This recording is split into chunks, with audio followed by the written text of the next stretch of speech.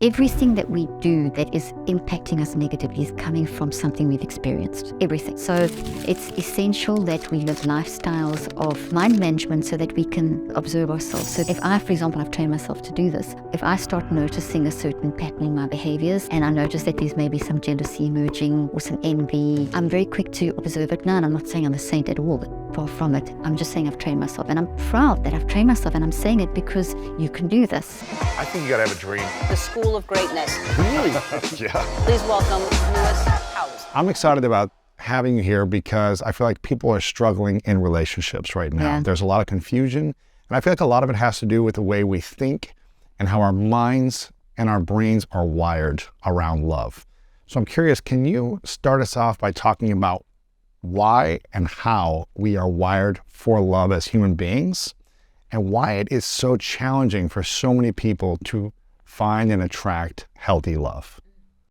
Lewis, it's such an excellent question and such an important question, and one that I've actually written about quite often. And there's actually a Nobel-winning scientist who talks about the fact that we're wired for love. And so it's a good term. It's a really great way of explaining things. So in a nutshell, I'm a psychoneurobiologist, as you know. So I look at mind, brain, body connection. So what myself and other scientists have found is that your brain and body are basically wired for love, and your mind. So, because they're three separate things. So that means that every single cell, every single organ, every single system is wired for love, which means survival, which means that we are geared towards loving each other, connecting with each other, supporting each other, helping each other. You know, we are really made to make love and not war. You know, and that's really how we function. But free will and choices in life happens, and that can mess with that. And an interesting kind of way of understanding this also is if something bad happens, like politics or whatever, we're drawn to that, not because we have bad wiring in us or that we have a natural sort of evil wiring, which is what often people talk about, that we have this sort of like dark side. It's we are drawn to it because of being wired for love. So if something is toxic in whatever form, we're drawn to that to fix it. Really? It fascinates us and it grabs us because it's throwing love off balance. So let me break this down. So if we see someone that maybe has toxic tendencies or behaviors or thoughts or energy, maybe not all the time, but we see like something, a part of them is broken, right? Does that mean we're broken also and we're trying to fix them and us, or we are not broken but we're trying to fix someone else? We're drawn, not so much trying to fix each other, we're drawn to try and support return to balance. And so it could be that we are very drawn because it reflects our own brokenness and we can recognize the similarities. It could be for a multitude of reasons. There's going to be so many reasons why someone's broken. It could just be that you just love that person so much and you see them broken and it just touches you. Or so many reasons. Right. But we're drawn to try and restore the balance. Interesting. And, you know, what's interesting is like if you take a political kind of situation where people are drawn, or conspiracy theories, or the things that are happening in our country at the moment, where there's so much divide and so much hate as opposed to love. And while people are so fascinated with that negative news and that kind of thing, very often it's pitched as because you've got this dark side, as I mentioned, but we're not. People are caught up in that because it's so unfair. So like, this is so not normal. Now, they don't know that sort of consciously people aren't talking about it like that, but that is part of our wiring. So essentially when people get sucked in and then they get down the rabbit hole of the negative toxicity and really get caught up, what happens is that your brain will merge with your environment. And your brain is driven by your mind. So where your mind drives your brain and where you keep the focus, that's what your brain will merge with. So where people stay in and become more and more and more and more toxic is because they haven't managed their mind. So the mind is now kind of just messy minds, just kind of got into this pathway, and then they've wired that way of thinking into the brain, and it's counter to our natural functioning. So Lewis, literally that wires in a toxic thought into the brain. And I know your audience has seen these trees when I spoke at your conference or whatever. So that is in your brain, and that toxic event or whatever that you're getting sucked into. Can you explain it? What's in the brain? Absolutely. So this does whatever we tell it to do. The brain can't do anything on its own. When you're dead, your brain just disintegrates. So the thing that's making the brain work is your mind. So your mind is your sentience, your aliveness, your ability to have this conversation, to appreciate a rainbow, to love Martha, to do all the different things that we do as a human. That's what our mind is. And it's actually a biofield that's in and around us. It makes us work. It makes your heart pump. It makes you see the meaning of a sunset, the meaning behind a painting. It's all of those things. So to the basic biology of making your brain work, the energy waves and the chemicals and your heart pump, to us experiencing our humanity. To experiencing, feeling, and love, perceiving and these things. The mind allows us to perceive our environment. Exactly, and experience it. The experience of a conversation and enjoying each other, all of that. No mind, you and I couldn't do this. We'd be dead and we'd have a disintegrating brain. So the brain's not doing any of that. So because the nature of the brain, every part of the brain, right, and the body, right down to the level of, if you go with the structures down to the cells, down to inside the cells, everything's geared for survival. Everything's wired for love. So survival and wired for love are basically in the same pathway. So if you hate each other, it doesn't lead to survival. Hatred leads to death. And dissension leads to death in stages, and breakdown and disease and all that kind of stuff. So in terms of ourselves, if people get caught up in hating each other, or envy, jealousy, dissension, that each of those experiences is becoming a physical thing in the brain. So let's say that you are watching something on TV that's working you up and it's very negative, and you get into conversations, you start fighting with family members, and like the vaccine over COVID, for example, I broke up family members. That experience is, your mind is listening to all the stuff, processing you with your mind, and it lands up becoming a physical structural change in your brain. Really? So that energy goes into your brain responds electromagnetically, electrochemically, and genetically. And it's happening very fast. It's like waves of energy that you're putting in your brain, and they, like a wave, build, collapse. Every time you collapse, you make proteins, and those proteins hold that information as a vibration, and those proteins build together to grow these things. And what are these things? Thoughts. So this is the mind. This is thought. This is what the mind looks like in the brain. Gotcha. Does that make sense? So every experience that we have with our mind, which is life, is built into these thought trees into the brain. And they have the structure where there's a source, a root system, and then there's a processing, how we uniquely process that experience, and then there's our interpretation of that experience as a unique human being. How we create meaning around it, our interpretation of meaning. Yes. That's what this is, exactly. So those are in the brain, good and the bad. Hopefully more of these. Now we're wired for these. This brings health to the brain. This is the bad thoughts? That's the toxic thought. And they're very much alive, and that's the healthy thought. And that's the healthy thought, okay. And that's very much what they look like. They look like these branch things, and the root's the source. And so essentially this is what we wired for. This is wired for love, and applies into our relationships. We want a beautiful garden. That's what we want. We want a forest, a garden, rainforest, all those things. Exactly.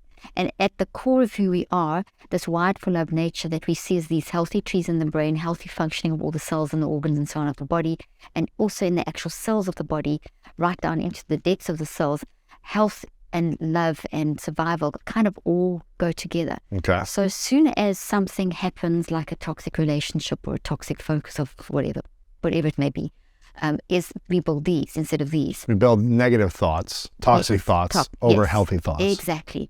And the thought, you can see there's lots of branches and roots. So that thought is made of a lot of memories. Memories are the data.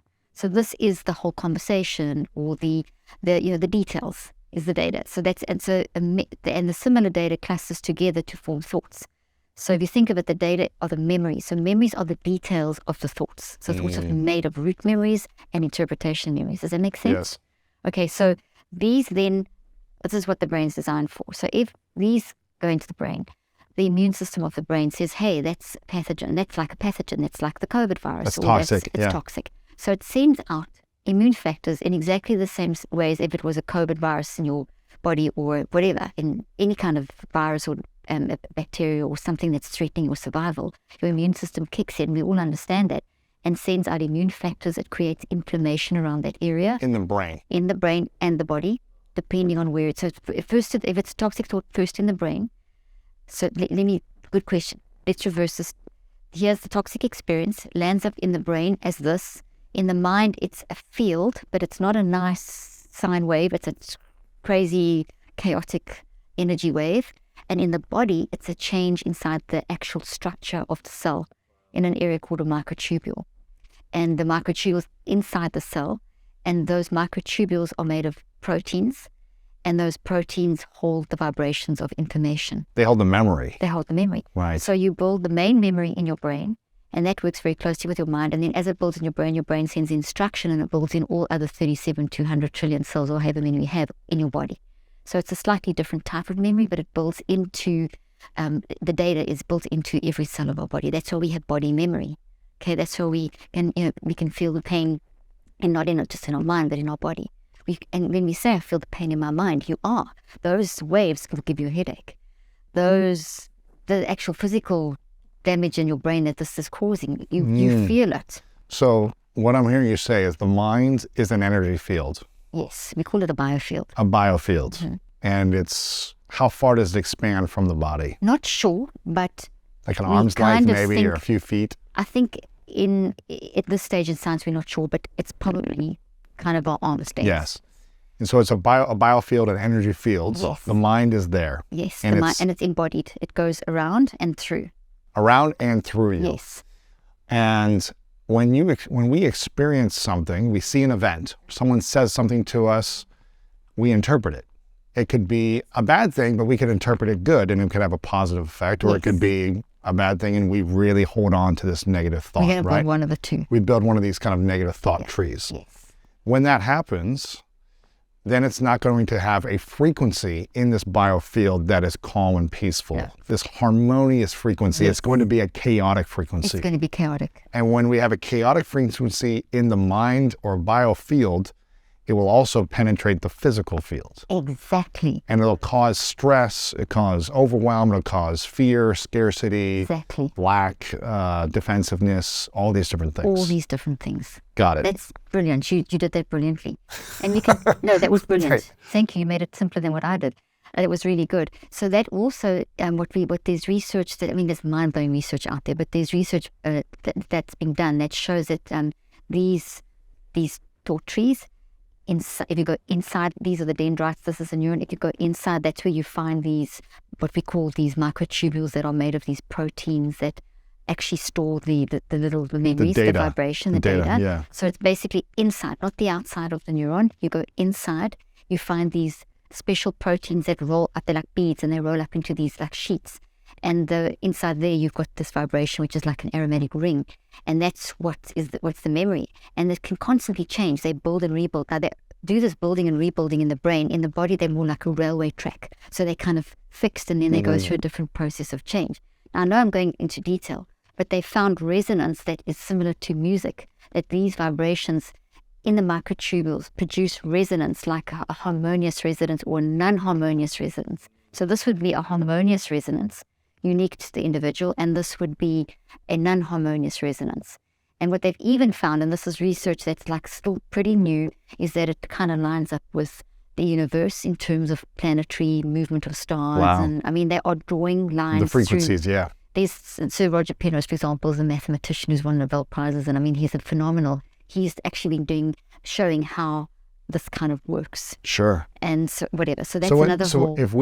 If we have a lot of the toxic thoughts stored in our minds, our memories, and our cells. Yes. From experiences, events, childhood, previous relationships that maybe didn't end well, and we have these memories that are these toxic thoughts. Yeah. How can we heal those thoughts to attract healthy love moving forward? Exactly. Perfect. So, great question.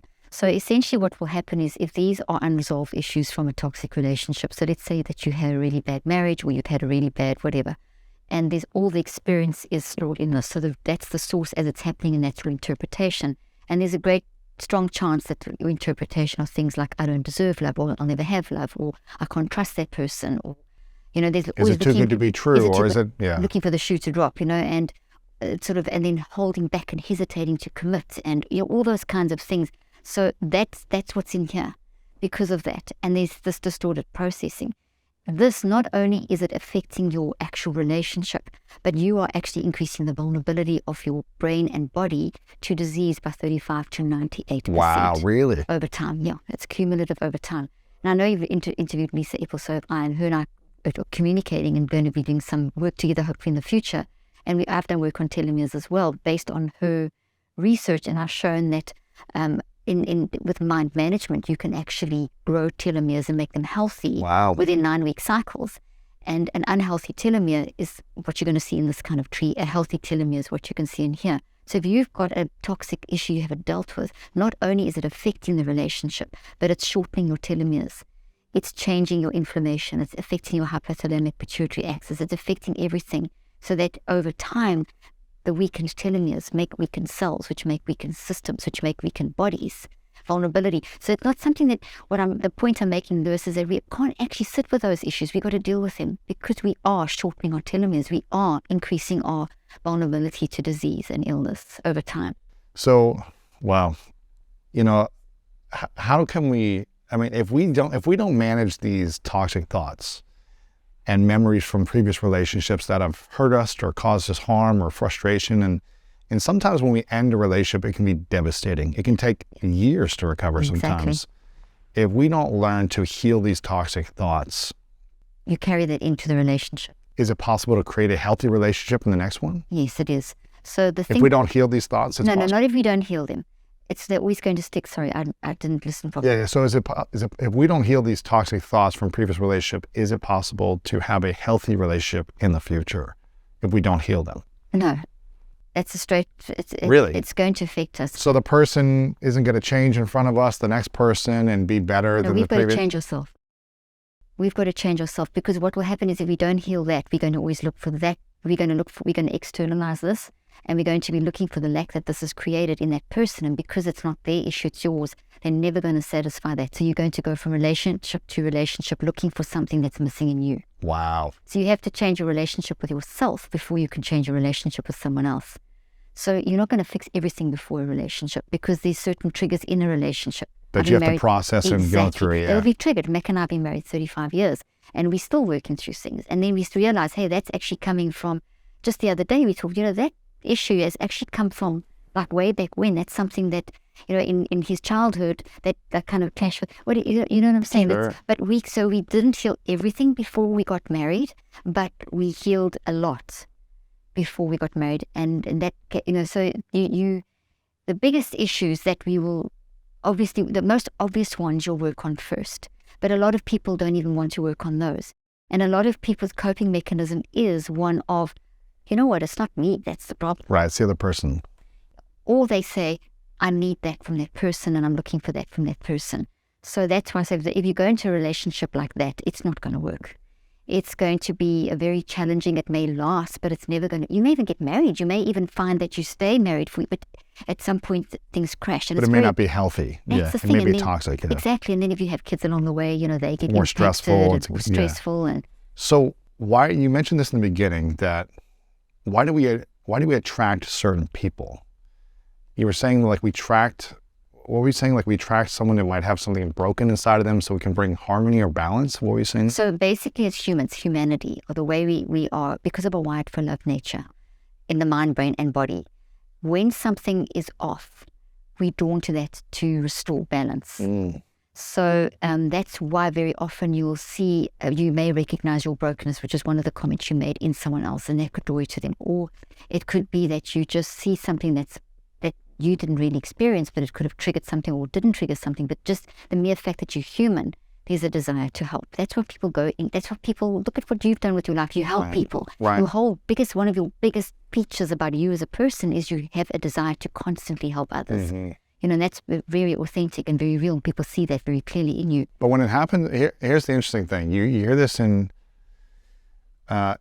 sometimes you hear women who will try to find a guy who maybe has a deficiency or is broken or something's off, right? And they see the potential. And they're like, okay, I want to go help this person overcome this challenge or this pain or this struggle and fix them. And they struggle for that guy to change or transform or heal or grow.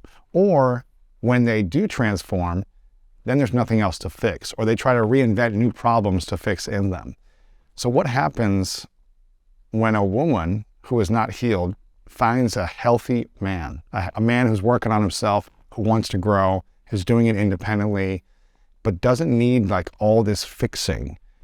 Why is she unable to be okay and happy in a healthy relationship. Because there's brokenness in her, and what she's trying to fix is herself, externalizing it. And you'll see that male to female, you'll see it in male to male relationship, female to female relationship, whatever. Really? In any kind of relationship, it's not just a male to female thing, female to male thing. It's also in any kind of gender relationship. So it's the unique person. So first we must look at the person, see ourselves as a unique human being, and then we look at what our gender is, and that's really important, because otherwise we're going to have this unconsciously have this sort of sexist thing that that it's done in one side or another kind of thing. And it's very, I'm not contradicting what you're saying. It's I totally agree. It could be a female to whatever. Which it's all. It's all. So essentially, this brokenness is the first question that you made. We can be attracted to, and it's not the law of attraction. We are not talking about that. Absolutely not. Okay, that's not what I'm talking about. That's a whole different story and a whole different, very unscientific story too. But there's elements of truth in everything. What we're talking about here is the essence of what I have missing in my relationship. I need to either I see in someone else and want to fix, or I want to, because I'm trying to fix what my I have own missing in my relationship to myself. Yes. I need to find in someone else that I can fix. Yes. And there's two key things over there. Is instead of me fixing myself, I try and fix someone else. And you can't fix anyone else. The only person you can fix is yourself. All we can do is support other people. That's when it gets even more challenging in relationships, when you're constantly trying to change someone. You're constantly trying to fix them or change them. I just feel like that's where a lot of stress and chaos happens. It's conflict, because you're not accepting them. Exactly. You're not choosing them based on acceptance. Exactly. I can give you an example. Yes. I can give you an example of a relationship of people that have been married for quite a few years. And the male, I'm not obviously mentioning names, I'm going to protect people's identity, but the male, the husband in the relationship used to get incredibly irritated with his wife and switch off, and found her just demanding and always like nagging, and this, they had just kind of got into this pattern of, very unhealthy, and it got to the point where kids are out of home and all that kind of thing, and this person is basically at a point where, this is like, do I carry on with this, which is very often what happens once after the kids are gone. Yeah, then you realize that, and this person started doing the neurocycle. I mean, they started working through this process and started initially very skeptical, and basically the neurocycle is just mind management. It's the scientific way that you get your mind, messy mind, to listen to your wise mind, to change your neuroplasticity. So it's mind-driven neuroplasticity. So it's the science of how do I find how I'm showing up and how can I change that, which is your question you asked right in the beginning. Can we change this, or do we have to live with all of this? Yes, we can change it. So that person, that husband, lived with that relationship for years, but you don't have to live for however 40, 50 years of marriage. It was long that they were in. You don't have to live with it. You can train your kids to start looking at these things in yourself so that you can become healthy and pick up things quickly and change them. Long story short, after a period of initially being very skeptical, suddenly a connection was made around about 3 weeks into the process of, I'm actually blocking off to my wife, and she is just trying to get me to connect with her. That's what sounds like the nagging. And me seeing her as just wanting everything to be perfect all the time and finding that really irritating is actually triggering my poor relationship with my dad. Wow. And my dad was one who required complete and utter perfectionism. Oh my gosh. And used to constantly go. So as soon as what sounded someone's similar, nagging me or criticizing me, I shut off, I protect, coping mechanism. And the realization has transformed and saved a marriage. I mean, I've left a lot of detail out, but that's the essence of the story. Sure. So there's an incident of years of this growing, there's the initial incident as a child growing up, with a parent that loved the child, but had a way of dealing that made that child feel not good enough. How much does our love as adults in relationships reflect based on what we witnessed our parents love like as kids? Huge, Lewis. Really? It's really huge. Having said that, if you didn't witness a good relationship, it doesn't mean you can't have one. But it does mean you're going to have to overcome a lot of obstacles, and that is definitely... It's harder. It's harder. It's definitely harder because it generally leads to a lot of mistrust. And as an adult in relationships. Exactly. Yeah. And what very often happens is that when you've seen that you haven't had a good model, you don't get into deep enough relationships, and then you can get hurt very easily, or you kind of end up maybe sort of almost using people without even consciously using people, and you meet people that are also broken, so you use each other, so it creates a lot of distrust and sort of fear and lack of commitment, and you look for things will trigger you much more quickly and that kind of thing. So it's really important to, you know what I always say when it comes to parenting, because I'm a parent of 4 kids, as you know, and all 4 work with us, which is quite a miracle too, which is amazing if you think of it. But I always tell my kids this: I was someone's daughter, and I have a mom and a dad, and they were someone's daughter and son, and each person had baggage. So you cannot go into a marriage, a relationship, and parenting without baggage. We know that. It's logical. So you've got all this come down, and it's in these networks, and it plays out and it's triggered. And whatever isn't resolved will be triggered badly. And whatever is resolved, well, you'll handle it. You'll see, I could be like that, but I'm like this, or my mom did that, but I'm not going to do that. And so in other words, that's where you've worked through something. So what we need to do as daughters and sons going into relationships is to say, okay, I honor what my parents went through. They maybe didn't have a great relationship. I don't know the ins and outs. It's not really a child's responsibility to know all the intimate details of why a marriage broke down. To certain, there's a certain amount that they should know and a certain amount that they shouldn't know, and recognize that, sometimes things don't work out, and to honor these stories, but at the same time, you have the right to honor the impact it had on your life. Right. So it's to so it's not there could be good impact and bad impact at the same time. Yeah. You can hold both in your hands. You can hold both in your hands at the same time. Yeah. But very often what will either happen is you'll swing to suppressing the negative because you feel you've been disloyal to a parent or to the parents. Really? So yeah, and very often happens. So you'll almost suppress it for years. And act like it didn't happen or wasn't that bad, or... Yes, that it wasn't. You deny it, you diminish, you suppress, and you don't deal. And then suddenly something will trigger you one day. And this happened with the conversation that I had with someone working in clinical practice, where very successful person, parents went through a very traumatic marriage, and the one parent said way too much to the children. And there's got to be boundaries. There's got to be an amount that you do say, because otherwise the child will think it's their fault. That's another thing we need to realize. Children will immediately, if there's a broken marriage, a child will think it's their fault, that they're the cause. So it is important to say, hey, listen, this is not you, this is between us. If someone watching or listening has parents who have been divorced, whether it was traumatic or not traumatic as a child with their relationship, watching the relationship, but they went through divorce, what are the percentages, or how does that indicate how successful you will be in a marriage or in a relationship if you don't learn to create new healthy meaning around their model of love and relationship and their divorce, and if you don't heal and process that? Like, what are we setting ourselves up for if we're not aware of it and make sure we really work on these things if our parents have been divorced? You set yourself up for failure. And the reason I say that, and it sounds really harsh, but the other flip side of the coin is that once you do deal with it, you're setting yourself up for success. And that power is in your hands. And that's really why it's so important that we don't suppress stuff, because suppressing stuff, not only is it keeping the toxicity and increasing your vulnerability to disease, so physically you're suffering, and you will suffer more and more over time, because it's your natural rightful love nature is being challenged, so your survival is being challenged, so your body's trying to fight this thing.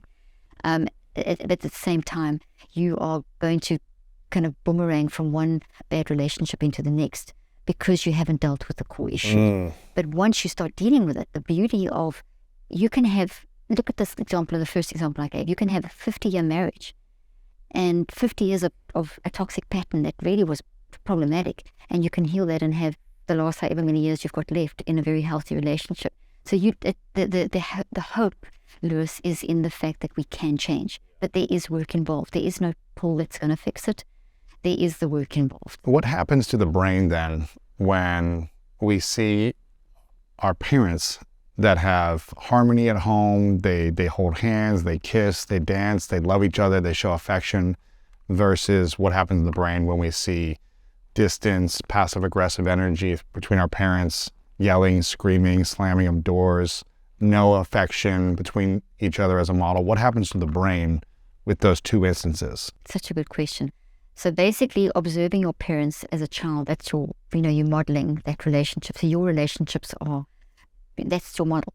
So you're wiring that in. So you're wiring in the fights, the slammed doors, the silent treatment, the moaning, the upset, the crying, the tears, the confusion, the closed doors, and all the noises and sounds, and maybe it even gets to the point where there's abuse. So that becomes you build that into your brain, and your whole thing is we can't trust people. I Really? can't trust someone else. I can't build a relationship. This is not safe. Is it I can't trust people in intimacy and in romantic relationships, or I can't trust friends, colleagues? It could bleed over into Really? it, depending on how bad, depending on how you see it, depending on your perception, depending on the age, depending on the context, depending on how you're involved.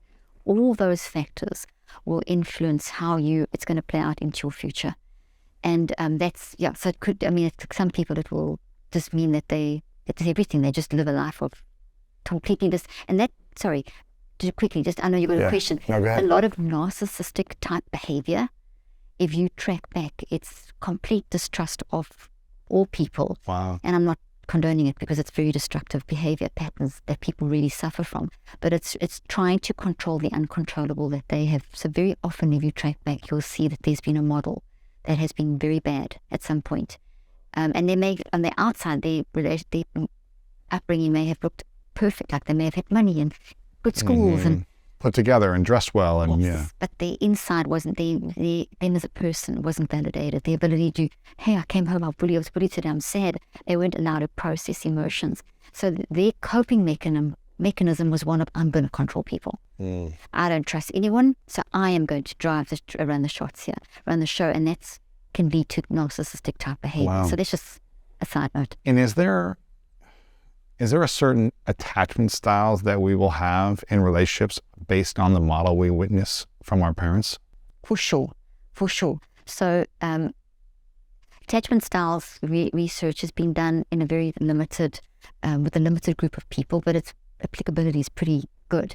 And so if you look in different cultures, it's quite interesting to see that most cultures where you've got sort of more solid relationships, it's not, the child's brought up by the community. So it's not just the mom and dad, it's the whole community. Really? So in the United States and westernized countries, it's very much, isolated between parents, and that's it. Not enough of the supportive grant. And sometimes it's just, if it's a way that we've gone in this country and in a lot of ways, which is unfortunate, because you do get a healthier model when you've got more balance. So if parents need alone time, they can get it more because you've got the granny and the family and you've got the community.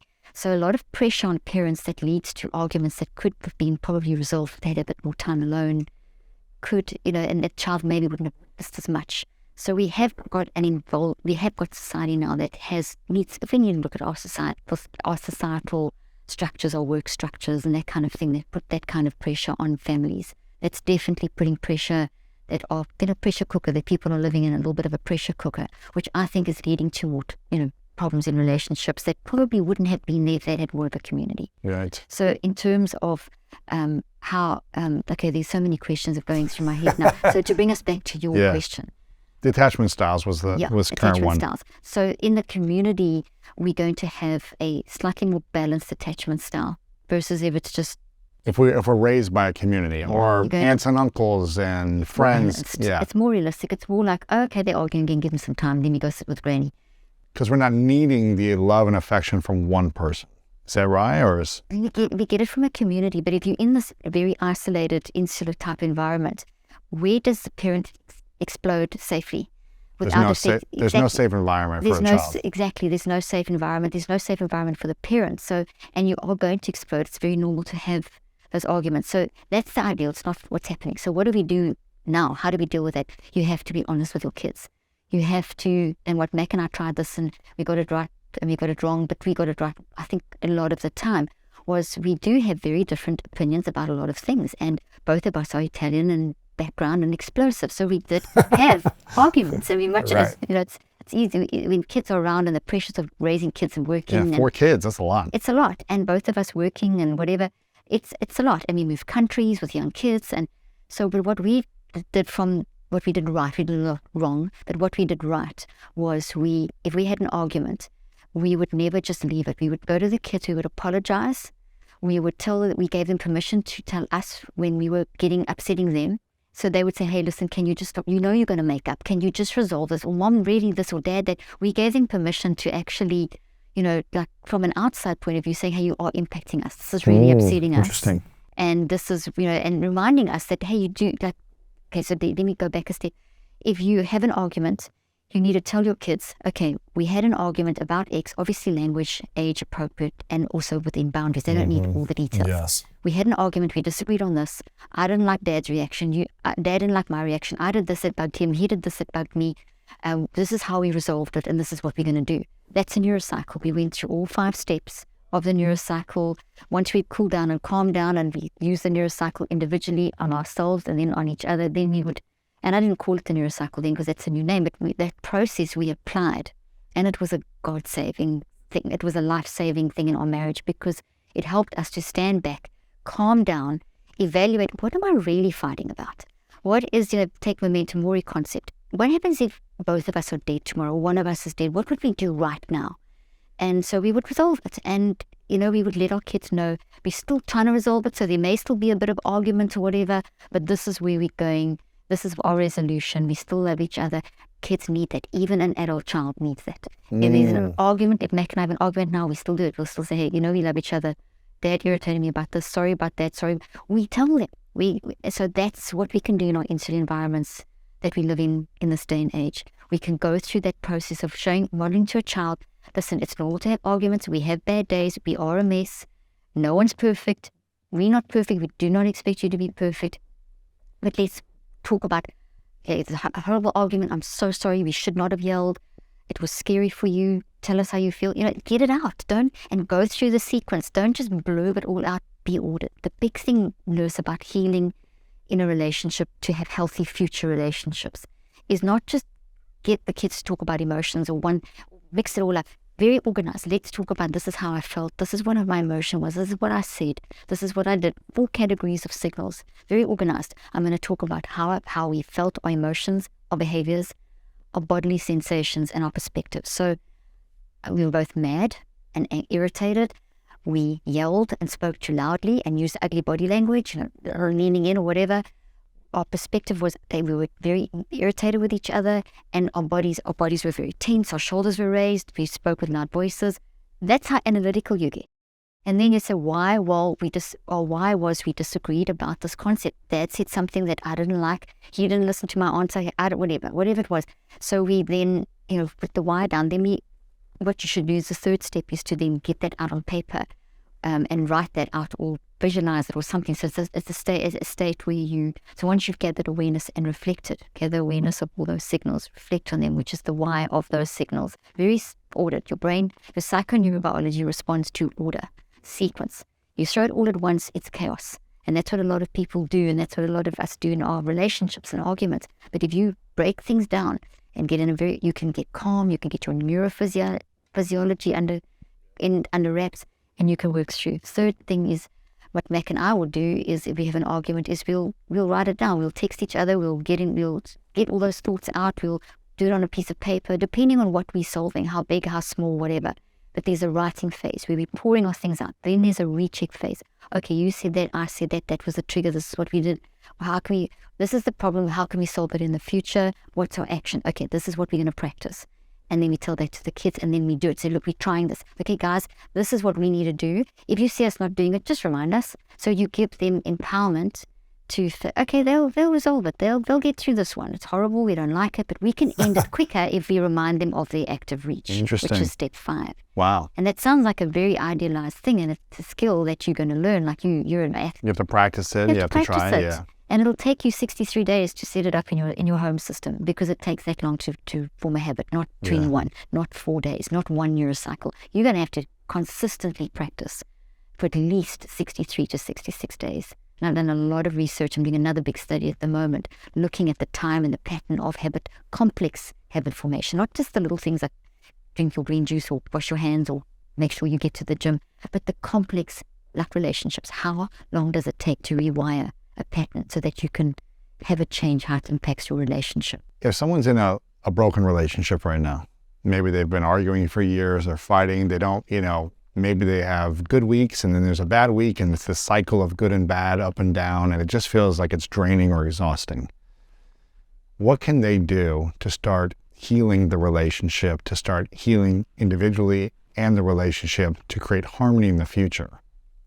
What are Beautiful. those steps? Okay, so first thing is, if it's an abusive relationship, then obviously just get safe. That's priority, as we all know. But let's say that it's not an abusive, it's just you just got in some bad habits.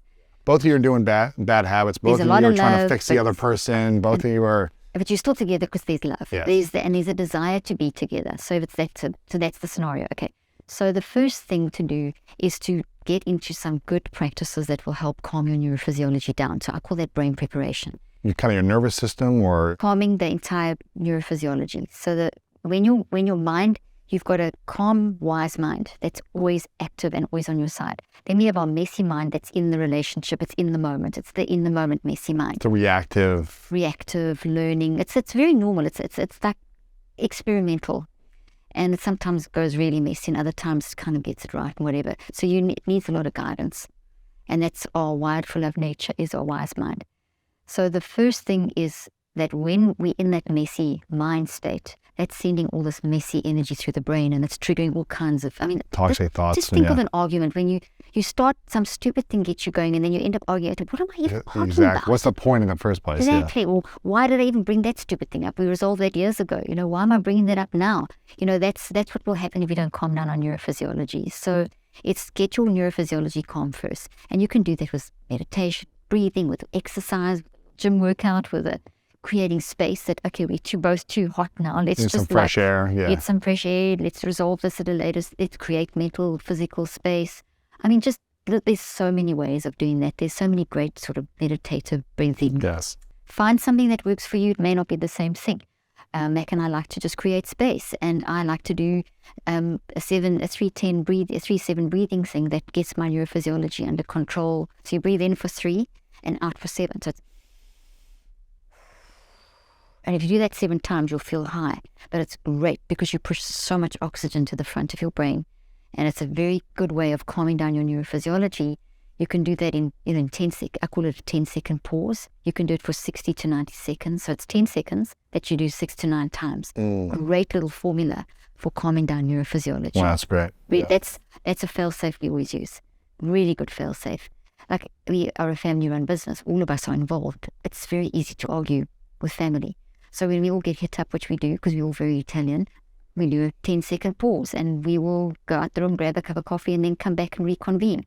Those simple things that I know we know, but are we doing them? Or are you trying to push through? I've got to solve this now. I used to be like that at the beginning. We've got to fix this now. And so I had to learn to, hey, no, you don't have to fix it now, because you Take a cannot pause fix. and yeah. Okay, so that's first thing. Brain. You can't. Is it possible to fix something when you're in chaotic thoughts? You can, but it's more difficult, and you have to, it's just going to be confusing and, messy Harder. and harder and Yeah. not very sustainable. And it's not a very peaceful way of doing it. It's exhausting, yeah. I wouldn't do it that way. Then the next thing that's very practical is you can focus on good stuff. So it may just be good stuff about yourself. So you can, part of what I did part of mental health is not just detoxing stuff. It's also building healthy stuff. So I love talking to you. We have great Yes. conversations. Every time I talk to you, and I think of you, I always have great memories of our conversations. So if I want to get myself into a good state, I can recall a good moment, like maybe a conversation with you. I love my research. We just published a paper, and I look at those results, and I get like high, literally. So get yourself. So that's just 2 silly examples, but they're very powerful. So if you've now calmed down your neurophysiology, and you now go and focus on something that you know makes you feel great, that means you're pulling this up. When you pull this up, amazing things happen in your brain. You change all the delta, theta, alpha, beta, gamma frequencies. You calm down. Think of the waves of the sea. You want, they build, they're deep and big, and then they build on the beach, crash, make little waves, go back. We want that kind of energy going through our brain, which activates good neurochemical flow, the endocrine, all that stuff, immune system. So by the brain prep that I explained, the breathing, whatever, and then these, you have put yourself into a really good brain state. Mind, brain, body state, not just brain state, but you've got a very good flow happening. Now, you're still as irritated as, still would like to go and do something physical, like, whatever, I'm just joking, but you might be want to throw a plate at the wall, or you still, I'm so mad about what, it's okay.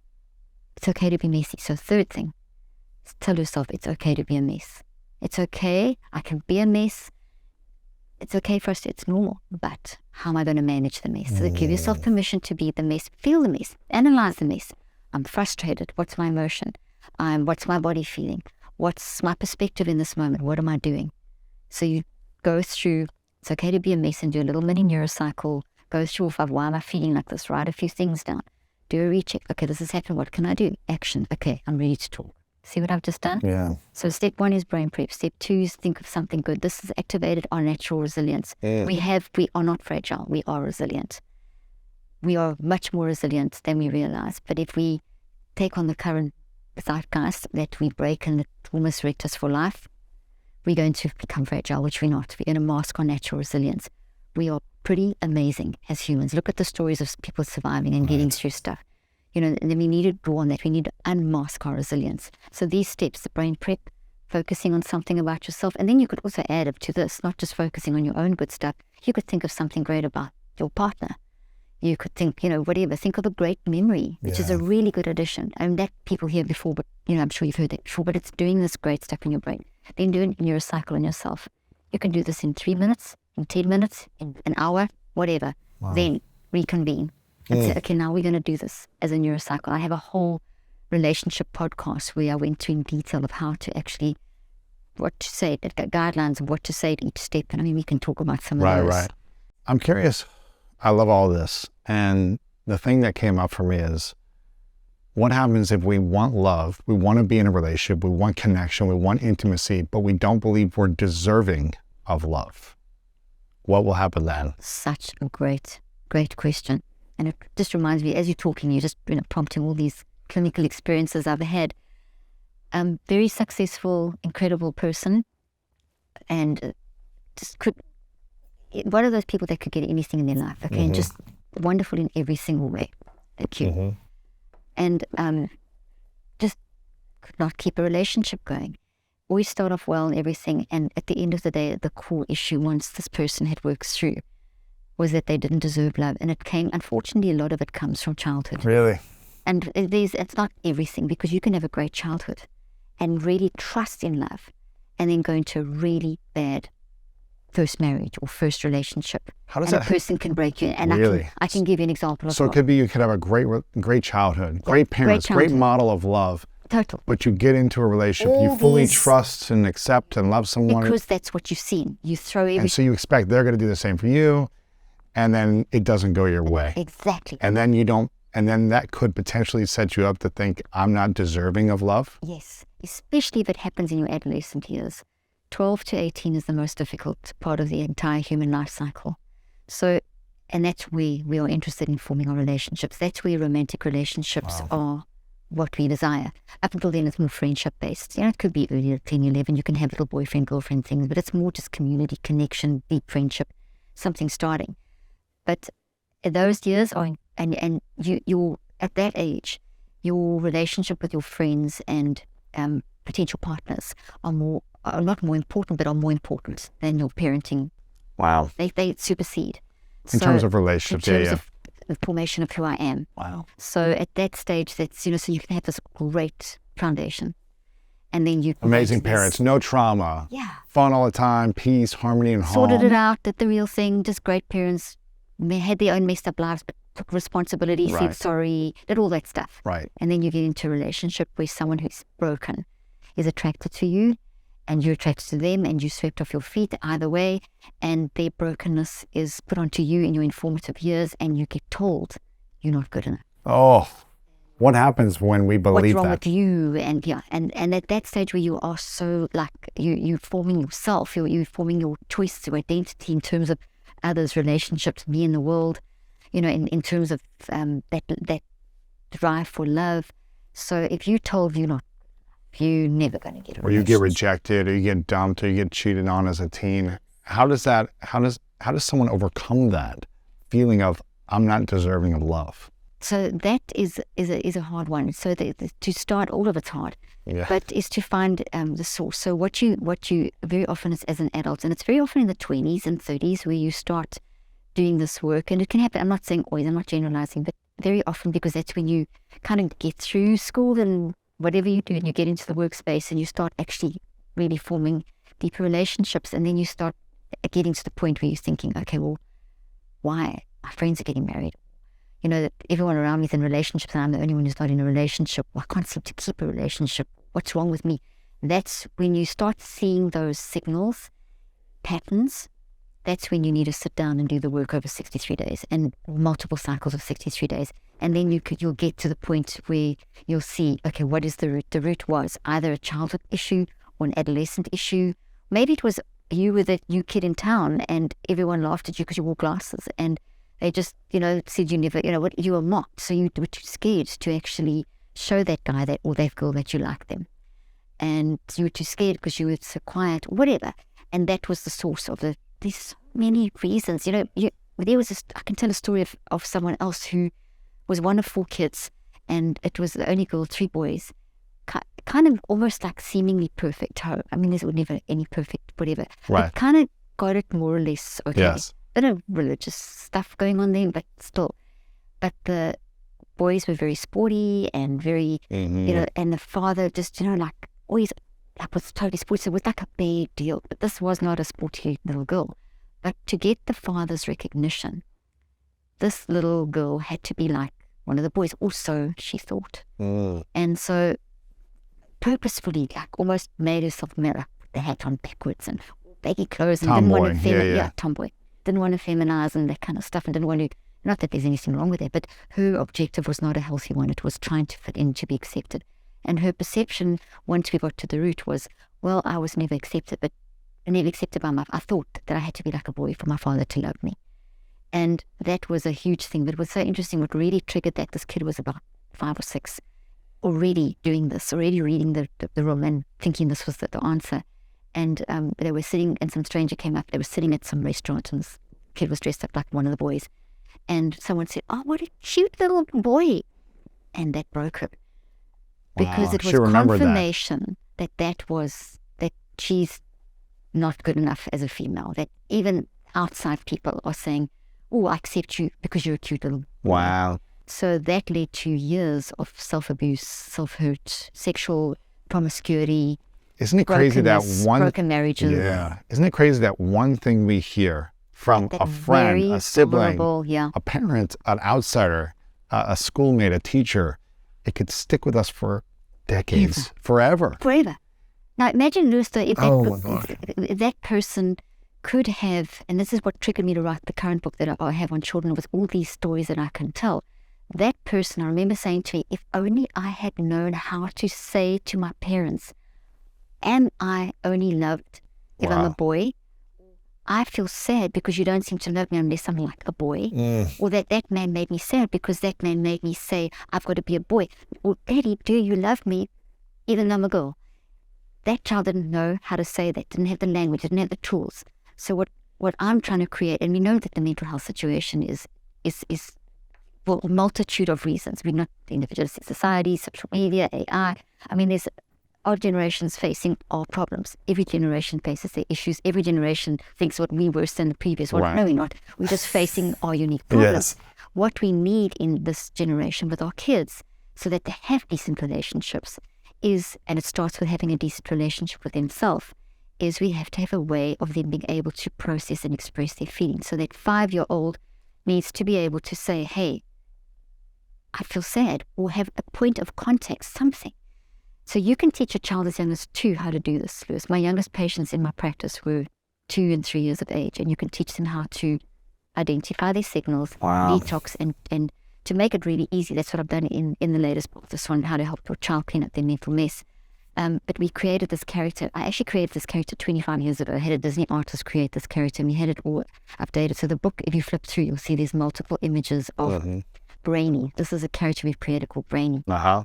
Yeah. Brainy goes through all these different scenarios, and it's how you understand how you can teach a child as young as 2 that these trees in the brain, and how you can change your brain, and how to express and identify your signals. All these hard things that we battle with as adults, you can teach children very basically as a child.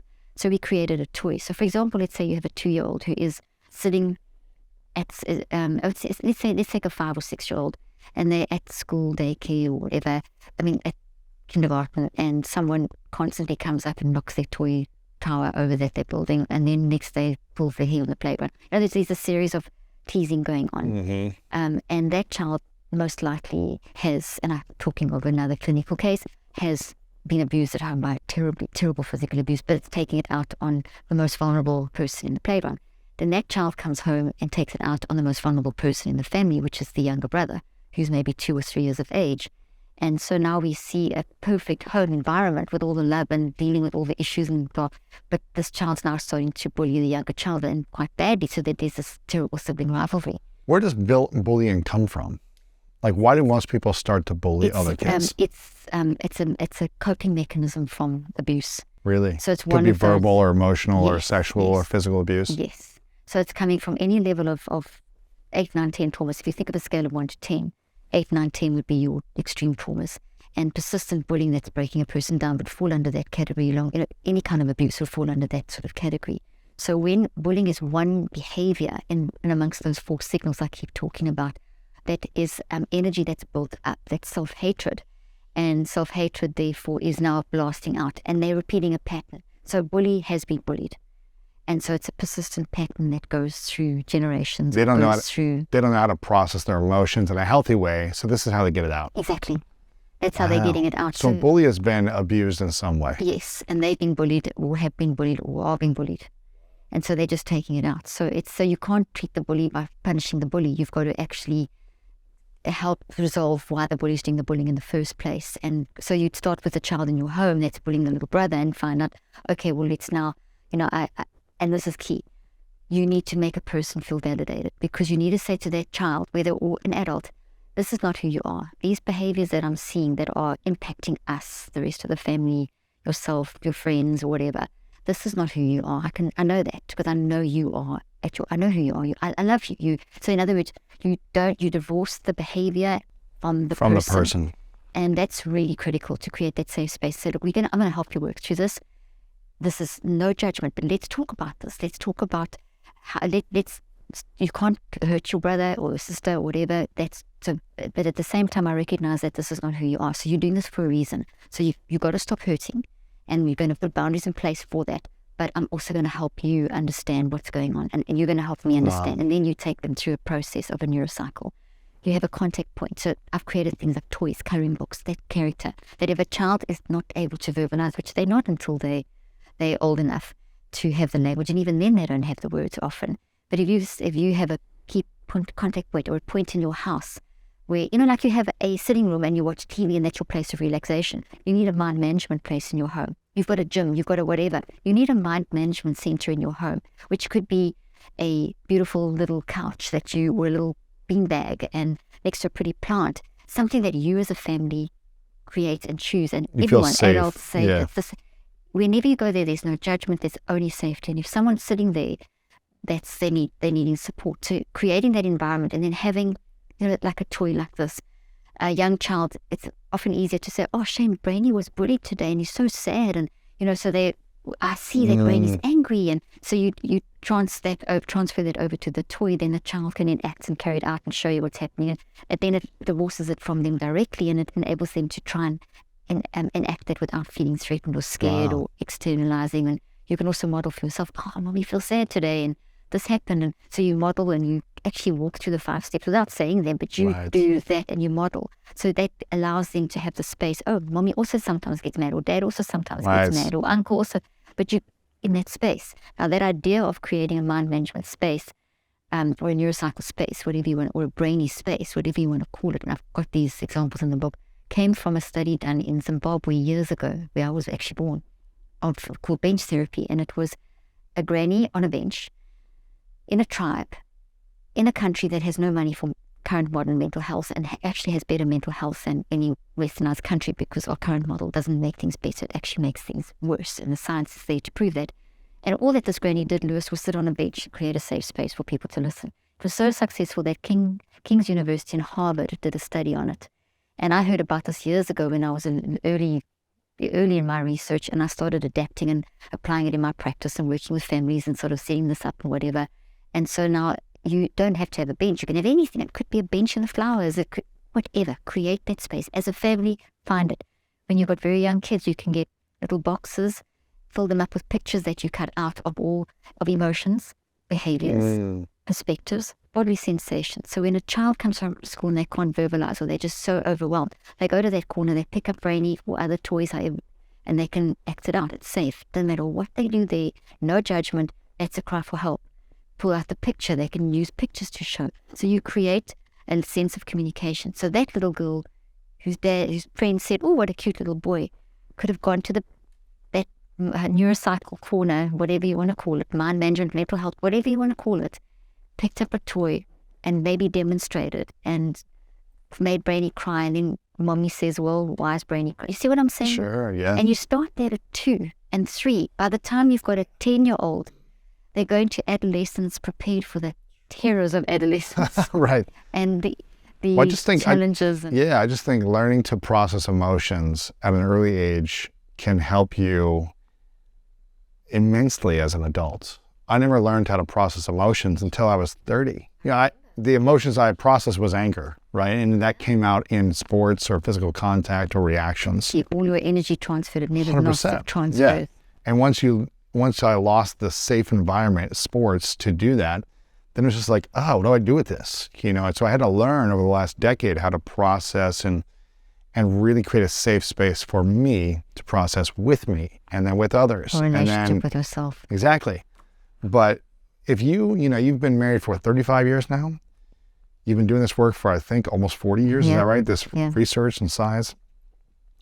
If you could only share 3 pieces of advice to yourself before you had kids, going back in time, or to a couple that's married or about to have kids, if you could say 3 pieces of advice to set their kids up for healthy love Relationship, and intimacy, what would you say around what they need to say or hear or experience as kids to have healthy love as adults? I love that question. And by the way, my eldest daughter is due with her first child.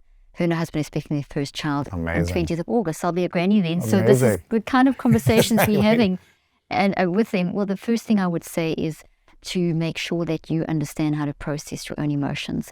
So that's really key. And it's one of the first opening statements in this book as well, is that it's understand how to manage your own mind. Obviously, I've created the neurocycle. If you want to do it another way, you can, but this is a very scientific way and it's simple. And you go, anything that you've ever learned, any kind of CBT, visualization, psychodynamic, you give people a lot of all of those can fit in. What I'm giving you is the vehicle, seriously, that makes the brain do what it's supposed to do and rewire these toxic things. So the first thing is understand how to manage your own mind and your own relationship. Get that in place. Practice these things we've been talking about, and make sure that you are in a constant lifestyle of managing yourself and managing your relationship and recognizing the triggers and recognizing where they come from and recognizing that you as a unit, such your mother that you've got to please or your father or your family, first and foremost, it's you two together and your family that you're building. And I've said this to my daughter and her husband.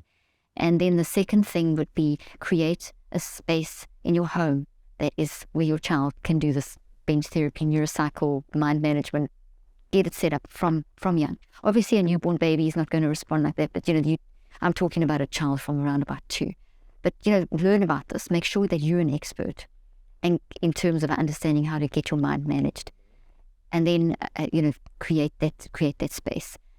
You can apply that. Let's say that you're a couple that doesn't want children, like my son and his husband. They don't want children, and maybe they'll change their mind, maybe they won't. But they need that safe space for themselves. So even as adults that are in a partnership, create that safe space. Have your bench therapy area, that kind of thing. And the third thing? And then the third thing, so working on yourself, creating that space where you've got the area where you can safely talk to each other or talk to your child can express their emotions.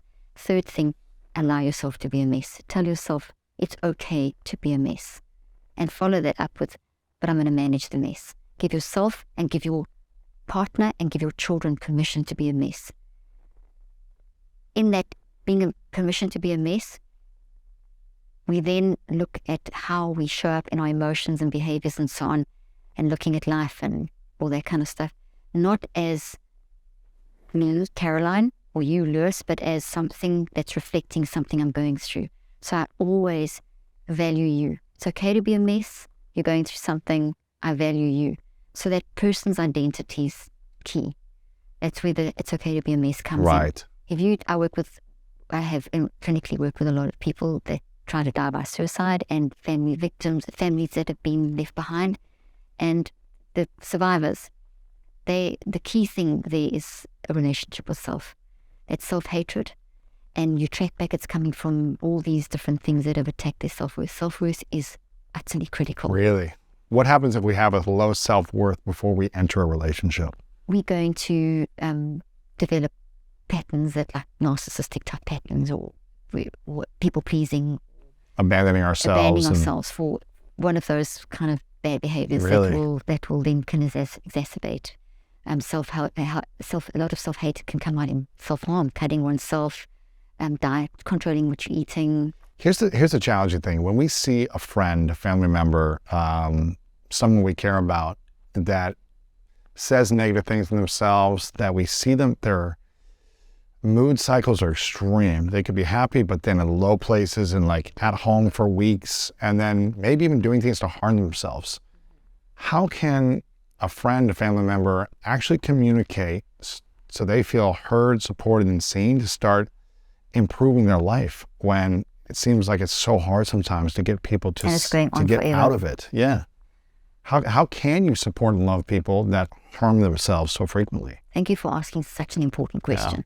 Such an important question. Because it seems hopeless sometimes. It does. It seems hopeless, and it seems like it's going on forever, and it generally will go on for months or years. And it's very, very hard on the family. When you look at it, when you see a loved one, whether it's a family member or a friend, going through these ups and downs where they seem okay and everything's like, oh, thank God they're okay again, and then there's this massive dip again. So there's almost like three things that you do there as well. The first thing is make sure that you know how to process what you're going through, because when you love someone, what happens is you absorb their pain. And I can't absorb, as much as I love my children, I can't absorb their pain. And you try and do it as a parent. You try and absorb their pain. As much as I love my husband, as much as I love my friends, as much as I love you as a friend, and I can't absorb what you've gone through and I'll try because I care. So will you. You'll try, and you have, and all of us have. But when you take someone's pain in the way you see them experiencing it, you are actually not going to be able to discern. So you're taking it something that your body doesn't know how to process because it's not your thing. Yes. Then you can't support them. You will start breaking because it will create tremendous conflict in you, and you'll shift into all kinds of people-pleasing, a denying of the self, and and it's all kinds of it becomes chaotic. So it's extremely important to understand that is the issue, and for me to be able to help them, I need my own oxygen mask on. It really is that principle. Your empathy levels and your ability to support your loved one will increase when you look after yourself. It's not selfish. And we have this very kind of almost religious philosophy that I've just got to sacrifice and completely deny myself and serve the other. And a parent, listen, I'm a mother.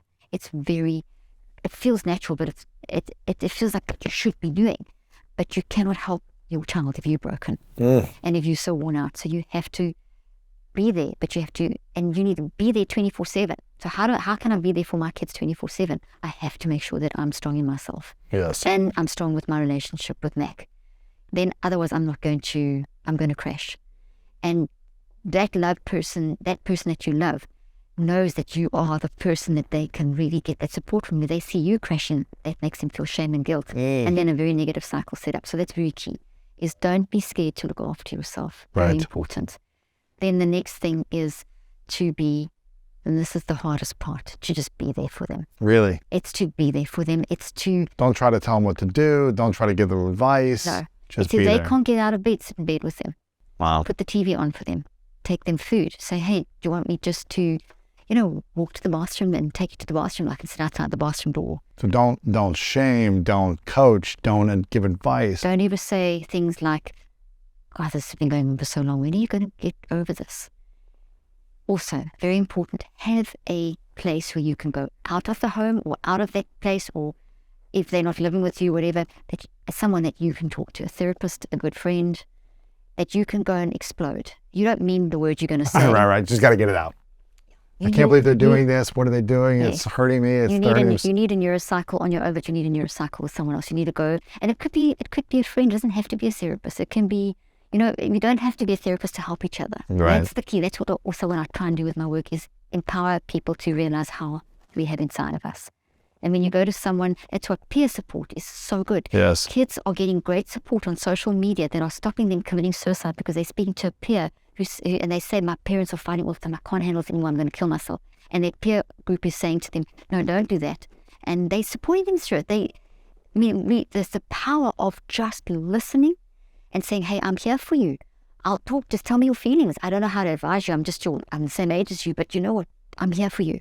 That's what you want. It's taking a person's hand, literally, and giving your hand and saying, hey, I don't know what you're going through. I don't understand, but I'm here for you. Yeah. And when you're ready to ask me for advice, I can try and give you some, but only I'm here when for you're you. ready. Oh, I'm okay. here for you. So don't give them any advice. Until they ask only for when it. they ask for it. And they ask for it. What they and as they're pouring out all these things, and let me tell you, as a parent, kids are going to tell you things that they don't mean, but that are coming up from a child's perception of what you did, that you didn't mean to do that, but that's how they perceived it. Don't get hurt. It's going to be very hard. Or if you are hurt, go and talk to the therapist. Go talk to the friend. They're going to say things to you that you didn't know you did that destroyed them and landed them as contributed to where they are today. And you never meant that. You've got to be strong enough in yourself to say, I'm so sorry, even if it requires tears and listening to things, they've got to get it out. And then you thank them. Thank you for saying that to me. Thank you for sharing your heart, and I am so sorry. Thank you for reminding them that. Let's talk about that. I understood when I did this is what it did to you. This is what I tried to mean. And you work through it. You're doing neurocycle, you work through that process. And that could mean multiple discussions.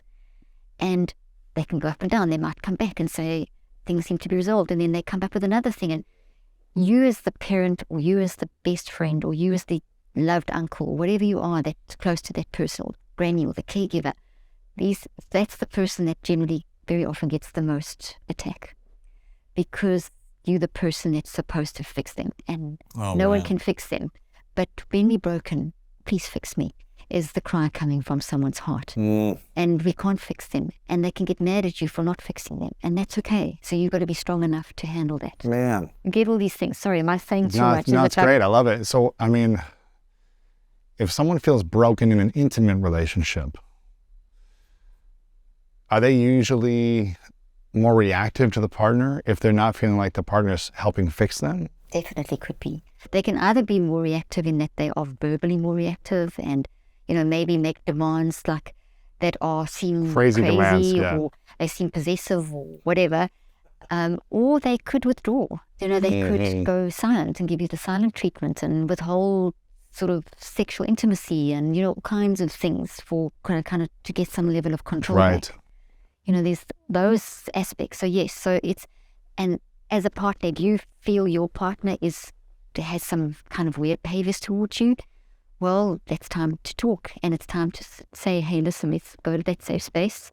And I noticed this. I know this is not you.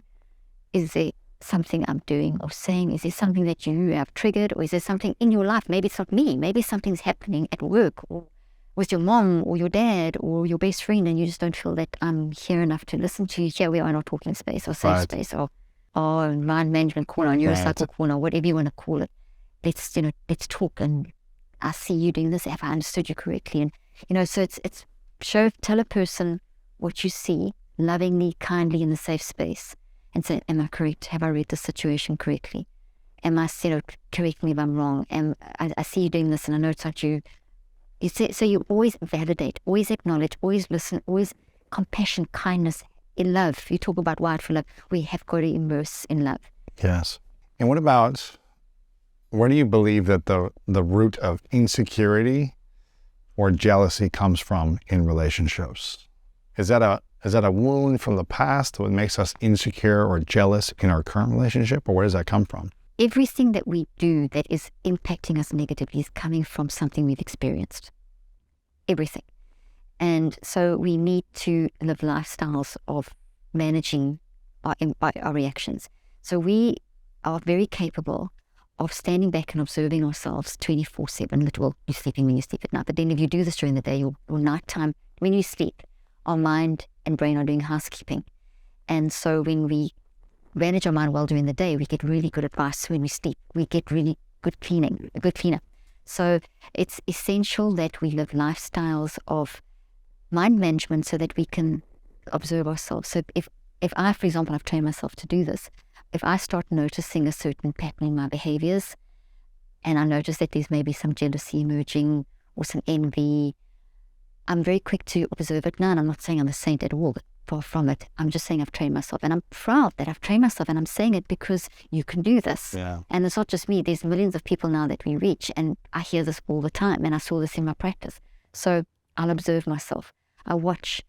Maybe I snap at Matt because he does something that irritates me, and I've got so used to being around because we're together 24/7 that I may just, and I'll find myself getting irritated or being sarcastic. And I'll catch myself and say, I'm sorry, I was sarcastic there. You said something in a way, I didn't really listen to you, you didn't, So you can train yourself to live lifestyle. In other words, if I felt that urge of jealousy, I will, let's say, start an interaction with someone else. Let's say maybe it's social media and I see something going on, or a friend has, whatever. Jealousy comes wanting what someone else has got. We as humans, and I've got to get this right, we as humans, when I support you and I love you and I lift you up and I am building you and I'm excited, authentically and genuinely excited for every element of your success, without one moment of wishing I had that, I am going to function at my highest intellectual level. I am going to be the healthiest I am. So loving and supporting and lifting you is actually increasing my own intelligence and mind and brain health. However, we are in a zeitgeist of, what can I get out of you? And if you've got more than me, how did you get it? I need that. They may not be saying that to you, but that's what's going on in their head. That is slowly creating toxic thoughts that are slowly creating a disruption of those microtubule things I spoke about and setting you up for disease and dementias. Wow. Big link between, and a sense of loneliness, which is pretty much a guarantee for leading towards dementias and things. So envy, jealousy, bitterness, anger, those things eat you from the inside out. So lifting someone up makes you healthier, being jealous of someone else. So if you have a twinge of jealousy, which is first thing, it's okay to be a mess. It's okay. Okay, I feel jealousy. So what? Okay, I feel it. Now what? Why? And then go through the neurocycle, find the source and fix it.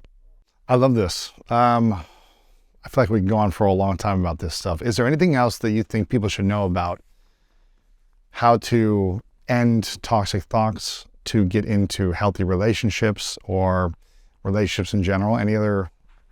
I think what's so important is that we try and reconnect as communities again and create, there's a big move, and there has been for about 40 years, saying that, it's great, we're talking about mental health, we're lifting the stigma, but if you look at how we've done it, the research shows we've created a worse stigma. Really? And we've actually created environments where people are talking about mental health in a certain way that leads towards seeing it as an illness, in other words, seeing you as a broken person.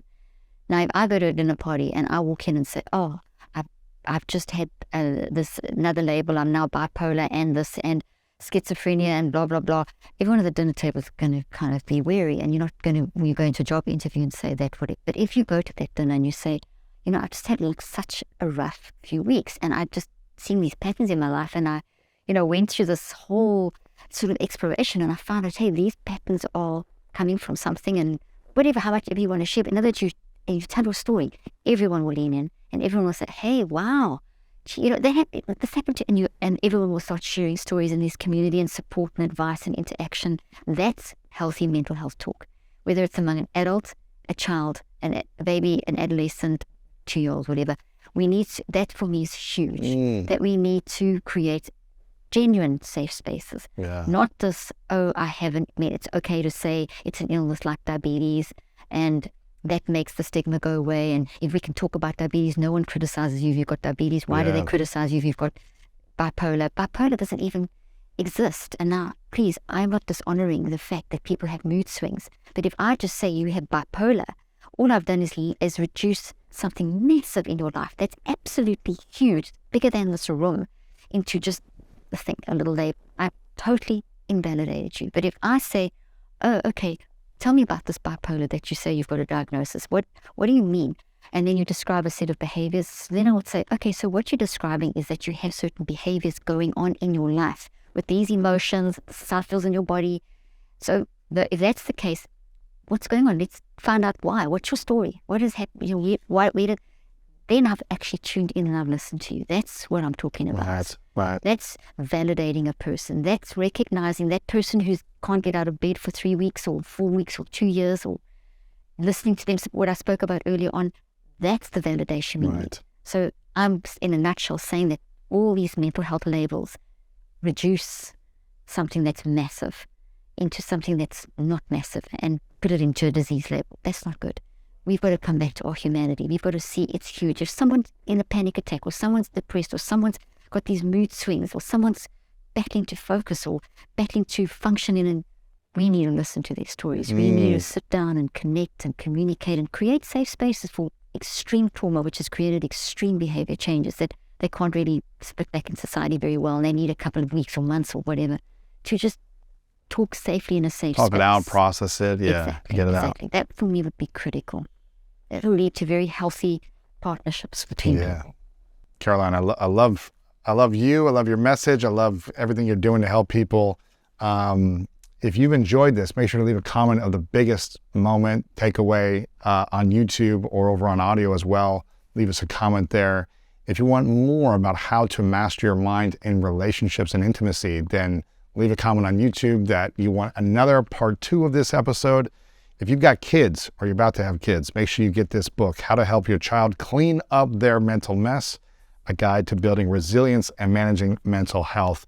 This will be a game changer for the future of our humanity. And if you just feel like you want to overcome stress, anxiety, or toxic thinking, then make sure to get this book as well, Cleaning Up Your Mental Mess, 5 simple, scientifically proven steps to do those things. So make sure you get a copy of both of these. We'll have it linked up. Follow Caroline everywhere on social media. Your podcast is amazing, your YouTube, all these different places that you have. Where can we best support and serve you? Is it drleaf.com, or where should we all connect with you? My social media platform is Dr. Caroline Leaf, and my podcast, as you mentioned, is the same name as the book, Cleaning Up the Mental Mess. So thank you. I love you. I love your content. You're amazing. You spoke at our Summit of Greatness last year, and it was incredible. And you're just doing so much good for the world. So we're so grateful for you, your research, the science you do, everything that you're finding online, and really just giving it in practical terms that we can understand. So I always love the analogies. I love the props. I love everything that just shows us how to simplify the challenges, the stresses, the overwhelm that we feel, whether it be in life or money or relationships. But again, if you guys enjoyed this, make sure to comment below if you want a part 2 on mastering your mind in relationships. I've asked you this question before, but I'm going to ask it again. It's a 3 truths question. See if it's got a different answer for you this time. Okay.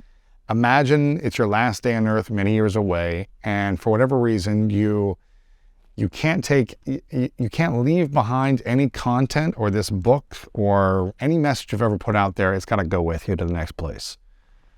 And you only get to share 3 pieces of advice, 3 lessons that you would leave with the world. But none of this interview is gone, this book is gone, but you get to share 3 final things with the world. After all the success you have, what would you share with those 3 truths? I would share the same thing that I said a moment ago, is start maybe with the first one, accept that you can be a mess. And it's okay to work on your relationship with yourself, be kindness, compassion to yourself. Then give the same to others, listen to others, work through that process of really listening and supporting. And that's kind of, those 2 kind of wind into each other. I think that those 2 kind of encapsulate kind of everything. Yeah. So that would then lead to love. So it's work on yourself and work on others, and that leads to love. Yeah, that's beautiful. I want to acknowledge you, Caroline. I always do. You're so committed to service, and I'm so grateful for you for how you show up. You have it's rare to find someone who has had a healthy long-term relationship, who's got 4 kids that are also working with them and, have a healthy relationship with them, and have a career in service to humanity the way you do. So I'm just grateful for you. And I know you're messy in all the areas, but the way you show up consistently is beautiful, and I'm really grateful for you. Thank you. Yeah, of course. Thank you, Liz. It's beautiful. Well, back at you too. You're amazing, and really I have so much high regard for you. I appreciate it. Love everything you do, and you touch all our lives. I appreciate it. In so many ways. I appreciate it. Again, final question. What's your definition of greatness?